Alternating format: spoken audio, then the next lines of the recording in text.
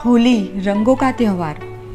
होली शब्द सुनते ही सबसे पहले जो दिमाग में ख्याल आता है वो वही होता है कि ढेर सारे रंग, रेन डांस, गुजिया, ठंडाई और भी बहुत कुछ।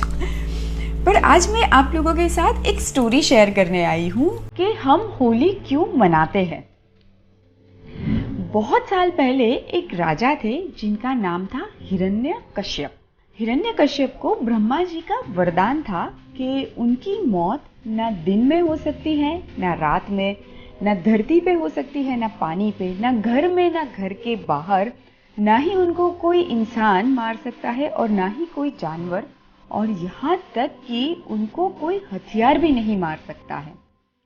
तो ये वरदान पाके हिरण्यकश्यप जो थे वो घमंड से चूर हो गए थे।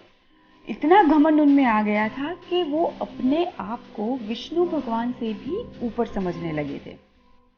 और धीरे धीरे उन्होंने जो भी अपनी प्रजा थी उनको भगवान की पूजा अर्चना करने के बजाय ये कहा था कि आपको सिर्फ और सिर्फ मेरी ही पूजा करनी है। अब हिरण्यकश्यप के एक बेटे थे जिनका नाम था प्रहलाद।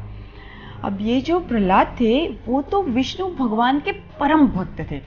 24 घंटे सुबह शाम बस वो विष्णु भगवान का ही नाम लेते थे। और हिरण्यकश्यप को ये बात पता चली और उनको भयंकर वाला गुस्सा आया और फाइनली उन्होंने डिसाइड किया, काफ़ी बार समझाया और उसके बाद उन्होंने फाइनली डिसाइड किया कि वो प्रहलाद को ख़त्म कर देंगे।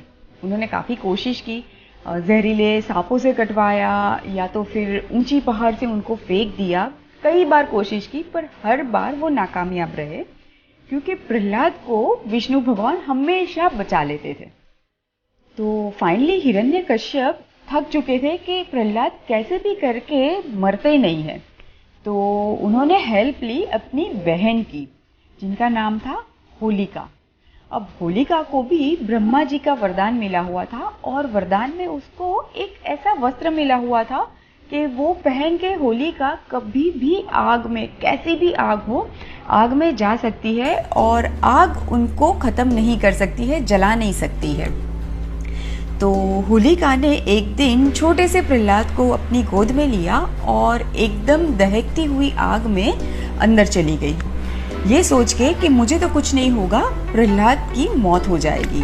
पर वहाँ पे भी विष्णु भगवान ने ऐसे प्रहलाद को बचाया कि अचानक से ऐसी हवा चली और वो जो वस्त्र था होलिका के ऊपर वो जाके गिर गया प्रहलाद के ऊपर और आग में प्रहलाद तो बच गए पर होलिका जल के खत्म हो गई। तो अब जाके हिरण्यकश्यप ने सोच लिया था कि प्रहलाद को तो मैं ही मारूंगा। और जैसे ही प्रहलाद को मारने वो आगे बढ़े वैसे ही विष्णु भगवान अपने नरसिम्हा अवतार में, यानी कि वैसा अवतार जो ना ही संपूर्ण तरीके से मानव है और ना ही संपूर्ण तरीके से जानवर है, आधा मानव और आधा शेर के रूप में वो आए। और उस टाइम ना ही सुबह थी और ना ही रात थी, शाम का वक्त था, ना घर में ना घर के बाहर यानी कि घर की चौखट पे, और ना ही धरती पे और ना ही पानी में, यानी कि अपनी गोद में उन्होंने हिरण्यकश्यप को बिठाया और वो जो शेर के पंजे वाले नाखून थे वो नाखून से हिरण्यकश्यप की छाती उन्होंने फाड़ दी और वहीं पे ही हिरण्यकश्यप की मौत हो गई।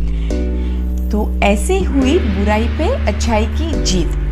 तो हम होली तब से मना रहे हैं और हम हमेशा होली जब प्रगटाते हैं तो ना ही सुबह प्रगटाते हैं और ना ही रात को, हम एग्जैक्टली सूरज ढलने के बाद शाम के वक्त होली को प्रगटाते हैं।